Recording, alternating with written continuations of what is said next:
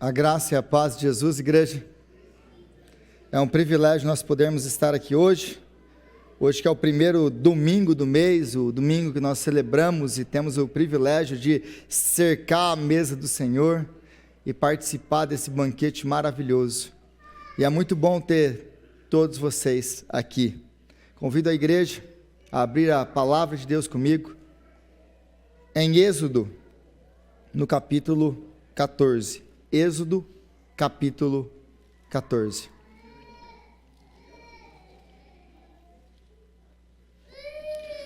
E nós vamos ler a partir do versículo 10. Êxodo 14, a partir do versículo 10. E hoje nós vamos falar sobre imigrantes. Nós que somos imigrantes nessa terra, e nós sabemos muito bem o que é ser imigrante. E com tudo o que tem acontecido, nós temos caminhado, no Evangelho de Marcos, nós temos exposto o livro de Marcos, mas eu fui compelido a mudar a mensagem, não mudar a mensagem, mas mudar o livro, para que nós pudéssemos entender e observar e aprender sobre tudo isso que nós estamos vivendo, como nós podemos viver as coisas que nós estamos vivendo à luz da palavra de Deus, os desafios que nós estamos vivendo à luz da palavra de Deus, porque muitas vezes nós somos mais guiados por notícias, por mídias sociais, do que pela palavra de Deus. Então existe para nós crentes, uma necessidade de meditarmos, de mergulharmos na palavra de Deus, porque ela é a nossa regra de fé e prática.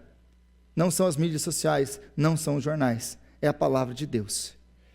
Então, creio que todos encontraram Êxodo capítulo 14, nós lemos a partir do versículo 10, e diz assim a palavra de Deus: Ao aproximar-se o faraó, os israelitas olharam e avistaram os egípcios que marchavam na direção deles, e aterrorizados clamaram ao Senhor. Disseram a Moisés: Foi por falta de túmulos no Egito que você nos trouxe para morrermos no deserto? O que você fez conosco, tirando-nos de lá? Já lhe tínhamos dito no Egito: deixa-nos em paz. Seremos escravos dos egípcios. Antes sermos escravos dos egípcios do que morrermos no deserto. Moisés respondeu ao povo: Não tenham medo, fiquem firmes e vejam o livramento que o Senhor lhes trará hoje, porque vocês nunca mais verão os egípcios que hoje vêm. O Senhor lutará por vocês, tão somente acalmem-se. Senhor, nós te clamamos mais uma vez, ó Pai, que o Senhor venha agora abrir o nosso entendimento, para que a sua palavra venha nos transformar, nos confortar, para que a sua palavra venha trazer grande glória para o teu santo nome. Venha revelar e exaltar Cristo hoje aqui, alimentar o teu povo. É a nossa oração em nome de Jesus. Amém e amém. E à vista desse texto e de um outro texto encontrado em Gênesis, no capítulo 50, versículo 20, eu quero meditar com vocês hoje sobre duas coisas, dois aspectos, duas coisas que nós podemos e devemos aprender com a palavra de Deus para os tempos em que nós estamos vivendo hoje. E essas duas coisas são, em primeiro lugar, Deus está no controle. Deus está no controle, e Ele está no controle de todas as coisas. A segunda coisa que nós aprendemos é que Deus está conosco, e Ele cuida de nós, não importa aonde nós estejamos. Deus está conosco, e Ele cuida de nós, não importa onde você esteja. Ele está com você. Mas se você voltar ao versículo 14 aqui, ou capítulo 14, versículo 11, disseram a Moisés: Foi por falta de túmulos no Egito que você nos trouxe para morrermos no deserto. É interessante que tudo isso que nós vamos ver aqui agora, e essa resposta que eles dão a Moisés, a resposta que eles dão agora ao Senhor. Porque se você se lembra de tudo que Deus fez por eles, eles chegam nesse momento e eles estão aterrorizados, como o texto nos diz. Eles estão aterrorizados. E eles chegam para Moisés e falam: Moisés, foi por falta de túmulo. Nós não te dissemos, deixa-nos em paz, nós seremos escravos dos egípcios. É melhor ser escravo do que morrer no deserto. A gente não te falou isso. Por que você trouxe a gente aqui para morrer? Então a primeira coisa que nós aprendemos nesse texto é que as dificuldades que nós passamos, que nós enfrentamos, as dificuldades e sofrimentos da nossa vida, elas têm a tendência de nos cegar para as realidades espirituais. As dificuldades que nós passamos nos fazem esquecer tudo aquilo que Deus já fez por nós. Porque o que Deus já tinha feito por eles? Deus tinha feito grandes coisas pelo seu povo. Deus havia estendido o seu braço e com mão forte e poderosa, Ele havia arrancado o seu povo de lá. Se você conhece o livro de Êxodo, se você tem acompanhado a leitura bíblica, nós acabamos de passar por esse livro. E o que nós aprendemos no livro de Êxodo? Logo no capítulo 3, Deus, Ele desce, porque o texto vai nos dizer que Deus ouviu o clamor do seu povo, Deus viu o seu sofrimento, e Deus desceu ao encontro deles, para os libertar, para os salvar. Então Deus ouve, Deus vê, e Deus vem ao encontro. O nosso Deus não é um Deus que está sentado no céu sem fazer nada. Ele não é um Deus como os deuses gregos, ou egípcios, ou romanos, caprichosos, que estão lá em cima e têm os seus desejos, as suas vontades, que desprezam os seres humanos. Não, o nosso Deus é o Deus que ouve o nosso clamor, que vê o nosso sofrimento e que vem ao nosso encontro para nos salvar. Foi isso que ele disse para Moisés: eu ouvi e vim para salvar o meu povo. Deus não está alheio ao seu sofrimento, Deus não está alheio a tudo que está acontecendo ao seu redor, e a todas as circunstâncias que nós passamos. Deus não está alheio às circunstâncias adversas que nós passamos. Deus, Ele escuta o nosso clamor, Deus, Ele olha o nosso sofrimento, e Deus vem ao nosso encontro. Essa é a certeza que nós temos. Então Ele disse para Moisés: Moisés, eu vim, mas eu vou tirar o meu povo de lá através de você. E apesar de toda a relutância de Moisés, apesar de todas as vezes que Moisés tenta rebater Deus: Senhor, manda outro. Senhor, eu não sou capaz. Senhor, eu não consigo falar. E ele vai dando desculpas, e Deus vai mostrando milagres para ele, para provar que eu estou com você, Moisés. E ainda assim Moisés continua naquilo: Senhor, mas eu não consigo. E glória a Deus, Moisés, porque você não consegue, porque então a minha glória vai ser manifesta através da sua vida. É por isso que Deus chama os que não são, para confundir os que são, para que a glória seja manifesta, a glória de Deus seja manifesta através daqueles que não são.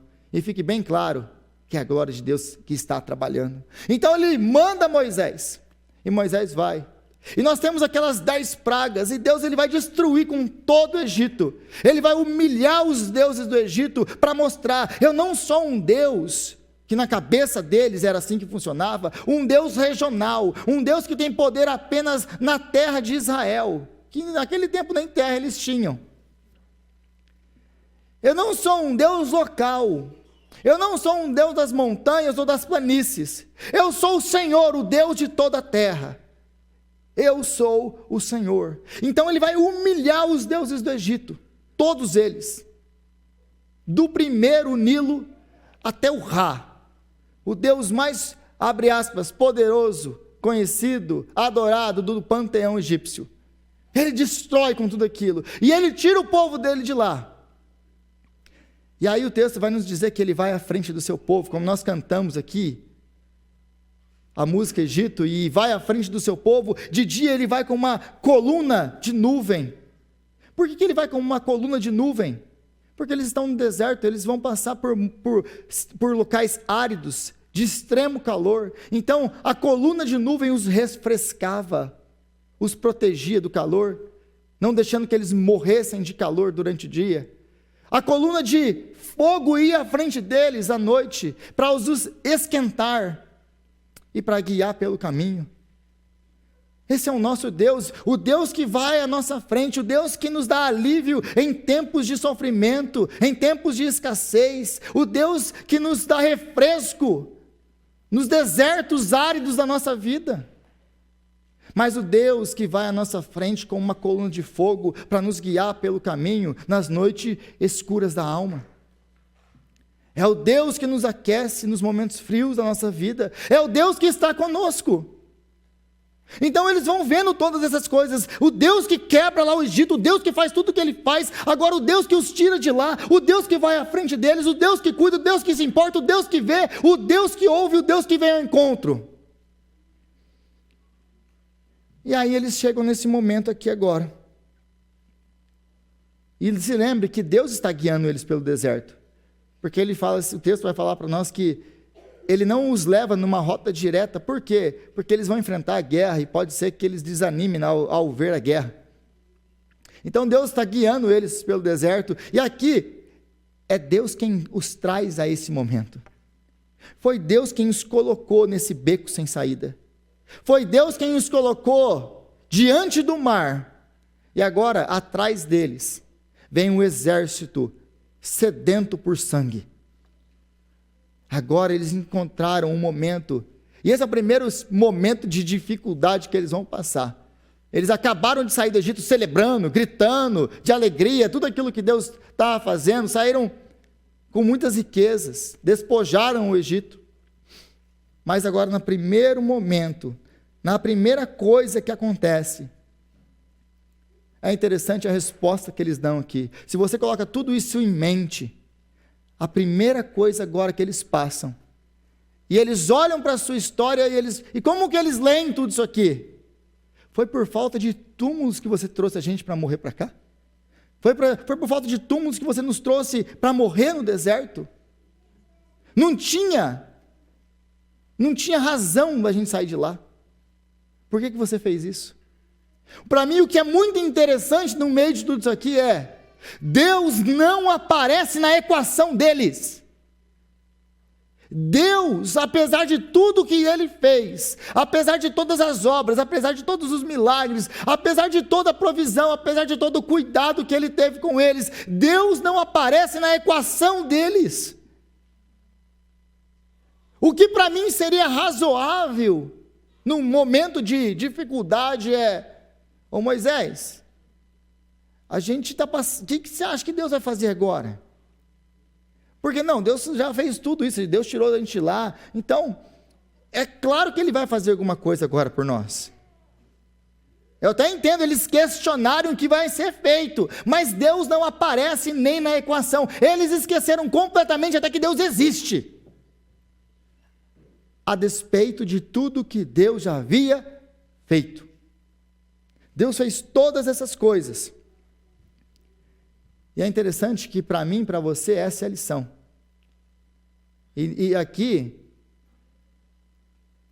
tudo que nós estamos vendo na vida dos israelitas, não é mera coincidência com o que nós passamos na nossa vida. Toda semelhança aqui, então, não é mera coincidência. É isso que nós somos. Nós temos a capacidade de esquecer completamente tudo que Deus já fez por nós nos momentos de dificuldade. É como se passasse uma borracha, uma canela, passasse um apagador na nossa cabeça e nós tivéssemos uma amnésia nos momentos de dificuldade e de sofrimento. E tudo aquilo que Deus já fez por nós foi apagado. E nós tiramos então os nossos olhos da nuvem e nós colocamos os olhos nas circunstâncias. Então eles tiram os olhos de Deus aqui agora. Eles tiram os olhos daquele que faz grandes coisas, daquele que cuida das suas vidas, daquele que fez tudo o que Ele fez. Eles tiram os olhos dele para olhar agora para um homem e aquilo que ele podia fazer com ele. Isso aqui é muito importante. Eles tiraram os olhos de Deus, aquele que fez todas essas coisas, para os tirar, para os livrar, para os libertar, mostrando e demonstrando que ele estava com eles. Eles tiram os olhos de Deus que fez todas essas coisas para olhar para um homem e aquilo que ele podia fazer com eles. De novo, toda semelhança não é mera coincidência, porque é basicamente isso que nós temos vivido agora. Quando eu olho para a sua vida, quando eu olho para a minha vida, eu conheço a maioria da história de vocês. Eu sei o quanto Deus já fez na sua vida. Eu sei dos milagres, eu sei da provisão, eu sei de como Deus tem guiado você, cuidado de você, apesar de quem você é. Eu sei como o Senhor guiou a sua vida até hoje. Mas nós, a despeito de tudo o que Deus fez, nós temos a capacidade de esquecermos do Senhor, nos desesperarmos, pararmos de olhar para a nuvem, tirarmos o nosso foco do Senhor e começamos a olhar para as circunstâncias e para aquilo que um homem pode fazer conosco. Não significa que ele vai fazer, ele pode fazer conosco, em detrimento a tudo que Deus já fez por nós. Essa é a realidade do imigrante. Essa é a sua realidade, essa é a minha realidade, essa é a realidade que nós temos vivido hoje nessa nação. Nós deixamos de olhar para o Senhor e começamos a olhar para um homem. Deixamos de temer o Senhor e começamos a temer um homem.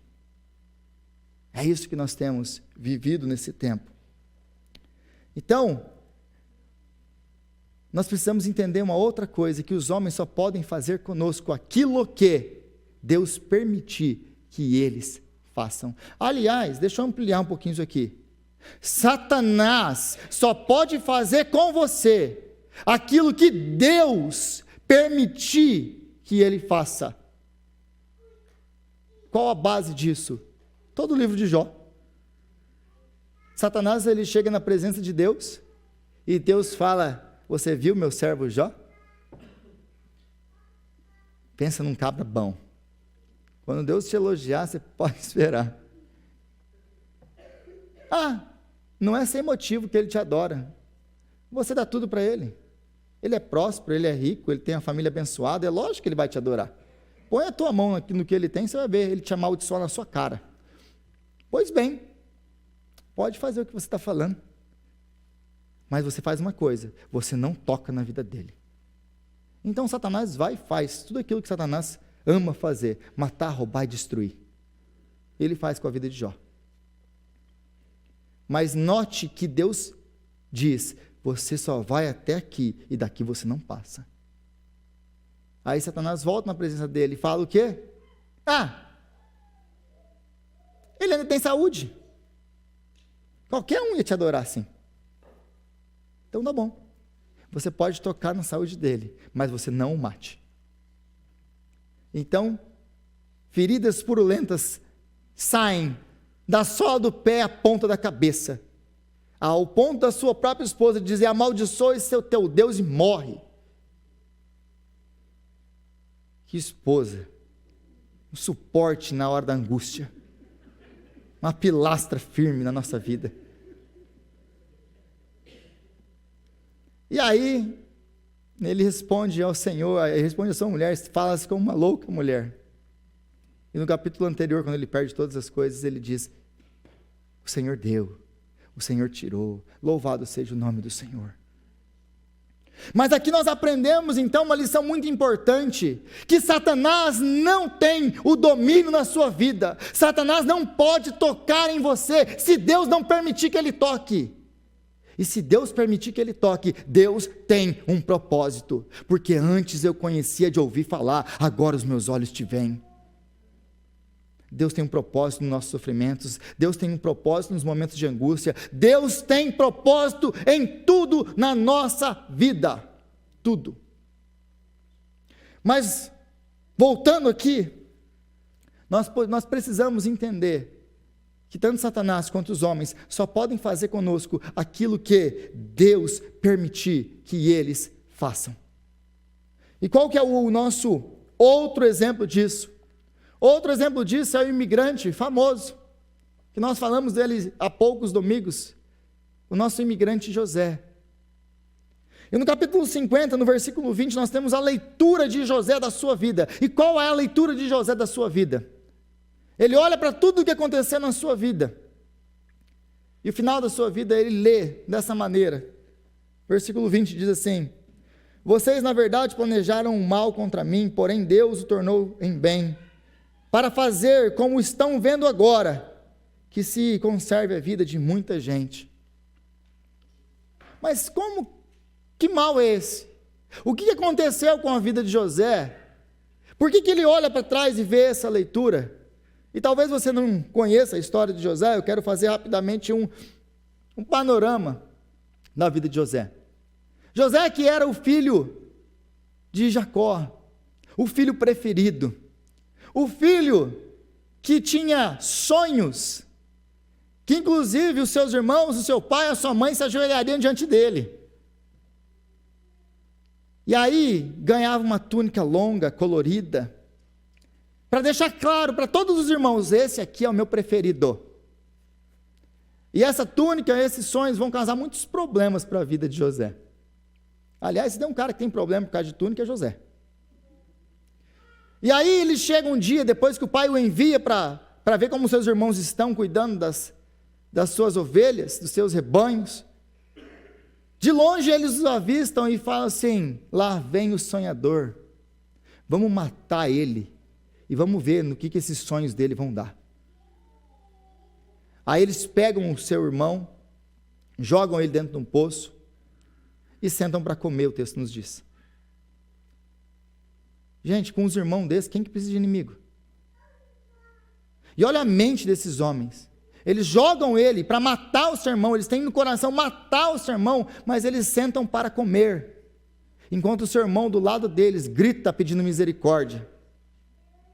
Isso é mente de psicopata, é gente louca, que não escuta o clamor do desesperado. Então Judá, aquele irmão maravilhoso que Judá é, fala assim: cara, o que a gente vai fazer com ele?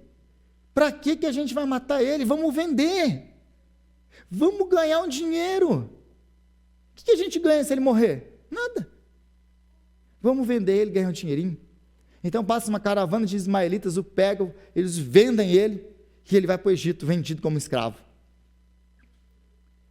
Chegando no Egito, ele é vendido de novo. Agora ele é escravo de Potifar. E agora ele é escravo de Potifar. Mas aí Deus, então, vai nos deixar muito claro, a palavra de Deus vai deixar muito claro uma coisa sobre a vida de José. Mas o Senhor estava com ele. E tudo o que ele fazia prosperava, porque o Senhor estava com ele. Aí depois disso, servindo fielmente ao seu Senhor, um dia, a mulher do seu Senhor, aquela depravada daquela mulher, promíscua, que várias e várias vezes já havia tentado se deitar com ele, um dia então o pega, porque ele está sozinho lá, mas ele consegue fugir, e ela tenta ainda argumentar com ele, e a resposta dele: como é que eu poderia cometer tamanho pecado, como que eu poderia pecar contra o meu Deus dessa maneira? Então ele consegue fugir dela, mas mais uma vez, ele tem um problema por causa da túnica.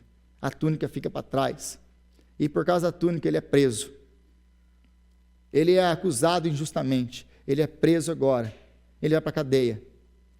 Mas o texto vai nos deixar muito claro mais uma coisa: ele estava no calabouço, ele estava na cadeia, ele era um escravo, mas o Senhor estava com ele.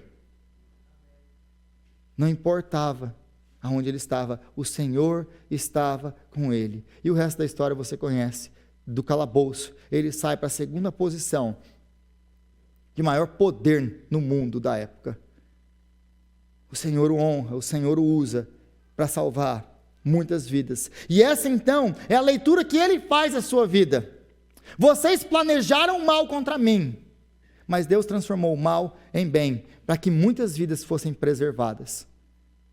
Vocês fizeram tudo isso, vocês planejaram, vocês me venderam, eu fiquei preso, injustamente, tudo isso aconteceu comigo, todas essas injustiças, mas no final, ele olha para a sua vida, ele olha para a sua história. Esse homem não acredita em azar, ele não acredita em sorte, ele não acredita em acaso, ele não acredita que os homens têm o controle da sua história nas suas mãos, ele acredita no Senhor, ele confia no Senhor, e ele sabe que o Senhor é o seu guardião, é aquele Deus, o nosso Deus, que não cochila e nem dorme, ele é aquele que nos guarda dia e noite.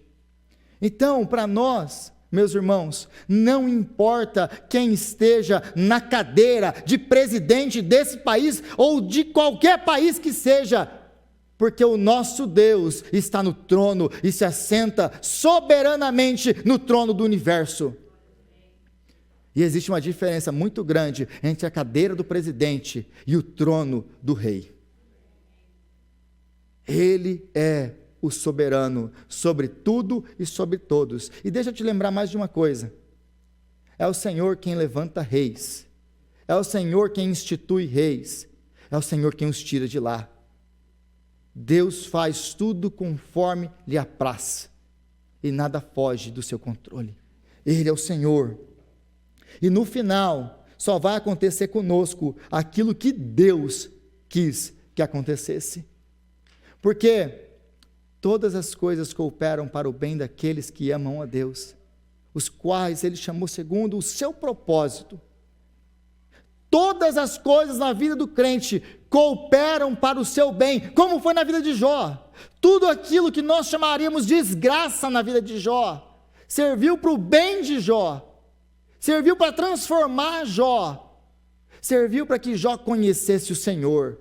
Tudo aquilo que aconteceu na vida de José, toda a trama, todo o pecado, toda a injustiça, tudo que foi feito com ele, o que nós chamaríamos de desgraça, Deus usou para a glória do nome dele, para transformar a vida de José e o elevar ao trono. Tudo que acontece na sua vida, na minha vida, tem um propósito, de transformar a imagem de Jesus Cristo. Deus tem um objetivo na minha e na sua vida, e não é o American Dream, é te transformar a imagem de Jesus Cristo. Então, se para nós, for preciso para nós chegarmos lá, enfrentarmos injustiça, pecado, prisões, Ele vai fazer, porque Ele está muito mais preocupado com a nossa eternidade, do que uma vida confortável, material aqui e agora. Ele vai fazer.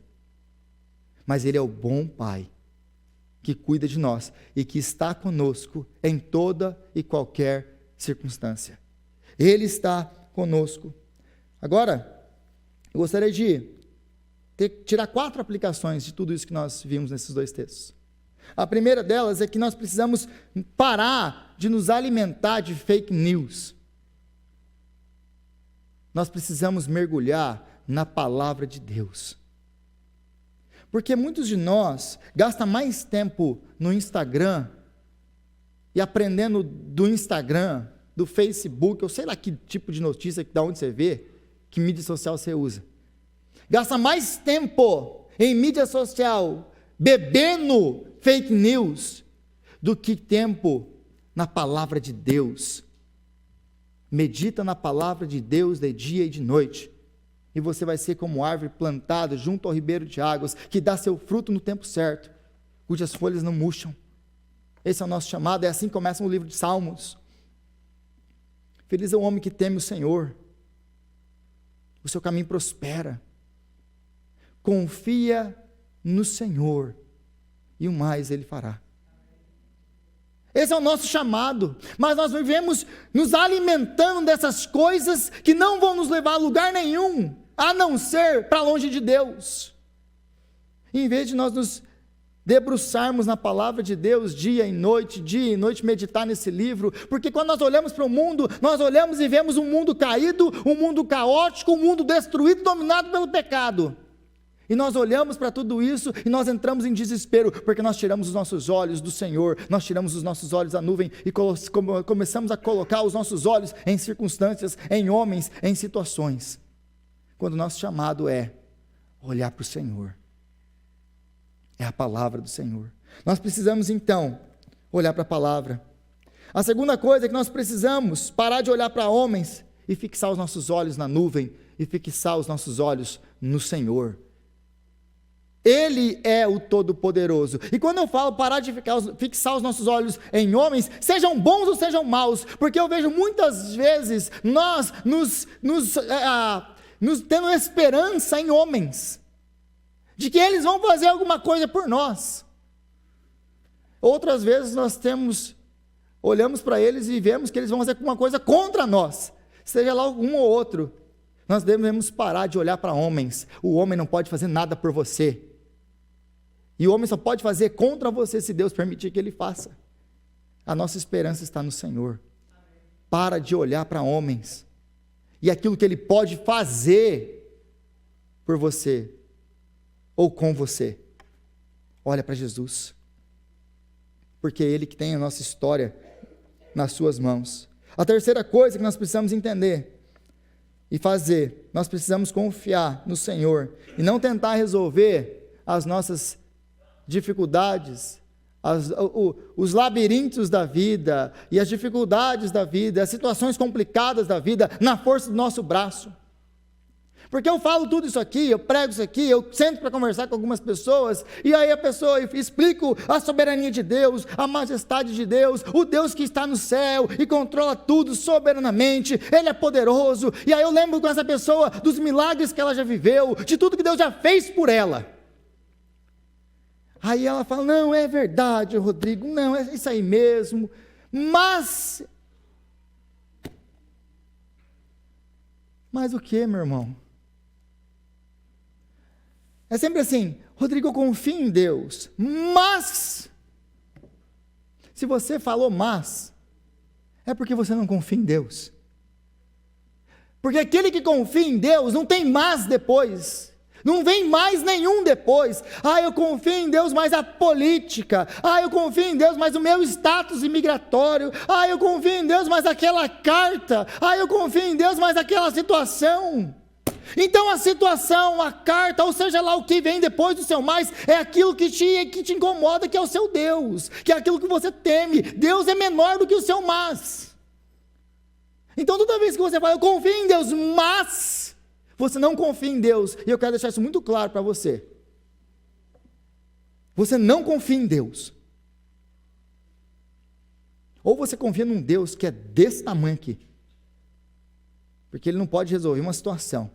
O Deus que criou os céus, a terra e tudo que neles existe. O Deus que colocou as estrelas, cada uma no seu lugar, e disse para cada uma, daqui você não se move, e todas elas dizem amém. O Deus que mediu o oceano com a palma das suas mãos, e disse para o mar, aqui você chega, e daqui você não passa, e o mar diz, amém. É o Deus que não pode resolver a minha carta de deportação. Gente! Faz sentido uma coisa dessa? Porque é ilógico. Mas Rodrigo, você não sabe o que eu estou passando, e não sei o que, você não entende.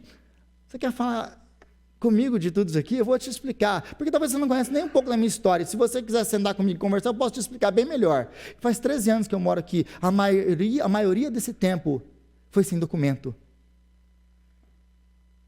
Eu fiquei 6 anos esperando injustamente um documento que me foi negado, porque eles perderam meus documentos e negaram meu processo, mas tinha um cheque lá dentro que eles depositaram. Como que eu não enviei os documentos? Se vocês depositaram o cheque que estava lá dentro. Mas isso ficou lá parado durante 6 anos, e eu fiquei esperando, e eu consultei vários e vários advogados, e a resposta foi sempre a mesma, você está ilegal, esquece isso, deixa isso para lá, acabou. E todo mundo, aliás, que falava comigo, falava a mesma coisa. Mas eu sei, e eu conheço o Deus que eu tenho servido, e eu sei que Ele é soberano para fazer infinitamente mais do que eu penso, do que eu acredito, do que eu imagino. Ele é o Senhor. Eu sei quem me chamou. Então, quando todo mundo falou, não vai dar. Bom, eu sirvo um Deus que tudo para Ele é possível. E foi assim. Então, eu sei o que é estar no lugar do imigrante. A minha vida de imigrante aqui é igual de qualquer um de vocês. A gente pode, de novo, bater um papo sobre a minha vida de imigrante aqui, se você desejar. Eu conheço a luta, porque eu estou nos mesmos sapatos que vocês. Então, para ouvir falar que confia em Deus, não é diferente para mim do que para você. Nós precisamos confiar no Senhor.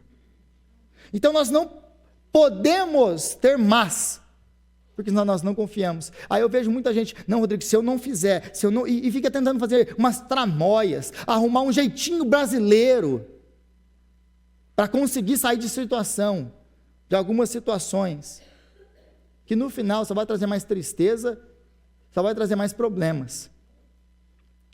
Deixa na mão do Senhor, porque Ele sabe como resolver. Então Deus nos permite chegar a lugares sem saída, para nós sabermos aonde está o nosso coração. Porque sair do Egito glorificando a Deus com um monte de despojo, é verdade, Deus é maravilhoso, Ele faz esse monte de coisa, que Deus bom, que Deus poderoso, é muito fácil. Agora, quando chega na frente do mar e o exército está vindo atrás, é nessa hora que Deus quer ver onde está o seu coração. Deus nos leva para os labirintos da vida, Deus nos leva para os becos sem saídas, para ver onde está o seu coração. Onde está o seu coração? Onde está a sua confiança? Em homens ou no Senhor? É para isso que Deus nos permite chegar nos lugares que nós chegamos.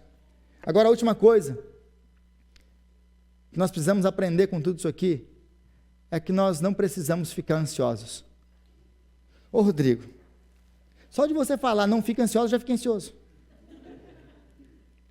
Parece que é um negócio assim, que só de falar que não pode, eu já estou.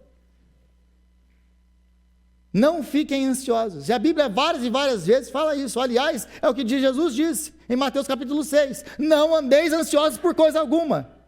Seja por que beber, o que comer, o que vestir. Por que Jesus, vocês perguntaram, por que Jesus fala essas coisas? Comer, beber e vestir? Sabe por quê? Porque essas são as coisas mínimas. Todos nós aqui precisamos comer, beber e vestir. Esse é o mínimo, do mínimo na vida de qualquer pessoa, para que ela se mantenha viva. Sabe por que Jesus então fala comer, beber e vestir? Porque você e eu, nós não podemos prover para nós o mínimo do mínimo para continuarmos vivos. A comida, a bebida, a vestimenta, a casa, tudo que você tem é graça e provisão de Deus. Não é a sua capacidade, não é a força do seu braço, é graça de Deus. Aí depois ele continua e ele diz: quem de vocês, por mais que se preocupe, pode acrescentar uma hora que seja a sua vida? Aí a gente pensa, você pode? Se eu fizer essa pergunta para vocês aqui, quem de vocês aqui pode, por mais que se preocupe, por mais que esteja ansioso, pode acrescentar uma hora que seja a sua vida? Você pode? Pode? Não, porque ninguém pode. Então por que você está ansioso? Então o que é ansiedade? Qual que é a definição de ansiedade? Ansiedade é tentar controlar o incontrolável. Ansiedade é se preocupar com coisas que ainda não aconteceram, coisas que estão no futuro. E deixa eu te lembrar uma coisa, só tem um que pode controlar o incontrolável, só tem um que pode controlar o futuro, e esse um não é você. Então, ansiedade, por definição, é a nossa tentativa de sermos os deuses da nossa própria vida. Sabe por que você está ansioso? Sabe por que eu fico ansioso? Porque eu quero ser o Deus da minha própria vida, eu não quero depender de Deus. É por isso que eu ando ansioso, porque eu quero ter o controle do incontrolável, mas você não pode, só Deus pode. Então, ansiedade, no final, é a sua tentativa de ser independente de Deus, é a sua tentativa de tomar nas suas mãos coisas que você não pode controlar, que só Deus pode. Então, ansiedade, meu irmão, minha irmã, é nos afastarmos de Deus. Porque só Ele pode fazer essas coisas por nós. Nós não podemos fazer. Mas como que eu posso ter certeza de que Deus está no controle? de que Ele cuida de mim, de que tudo isso aí que você falou é verdade. Como que eu posso acreditar nesse negócio todo e não ficar ansioso? Por um motivo. É Jesus. A única razão para você acreditar em tudo que eu falei aqui é por causa da cruz. Só por causa dela. Porque Jesus se tornou um imigrante para que você pudesse se tornar um cidadão do céu. Jesus, ele foi abandonado e desprezado por Deus para que você pudesse ser abraçado, acolhido e amado. Jesus clamou ao Pai e Deus não respondeu, para que você pudesse clamar e Ele ouvir, Ele vê e Ele vinha ao seu encontro. Jesus foi preso, foi acusado injustamente, foi morto, foi feito tudo o que foi feito com Ele, para que você e eu pudéssemos ser livres, para que você e eu pudéssemos ter a justiça de Deus, para que você e eu pudéssemos ser amados de Deus. Jesus foi feito escravo e morto para te dar liberdade e vida. Então, como que eu posso ter certeza de que tudo isso, de que Deus cuida de mim, e de que Deus está comigo, por onde eu for, não importa o que aconteça comigo? Porque Jesus enfrentou todo tipo de injustiça e pecado e morte, para que você pudesse experimentar a graça de Deus. Então, como na vida de José, Deus transformou a maior atrocidade da história do homem, ou da história da humanidade.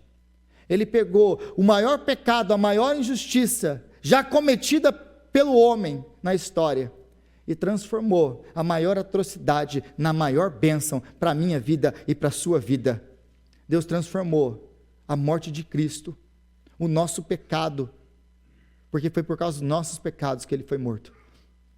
Ele transformou em salvação para muitos, como hoje se vê aqui.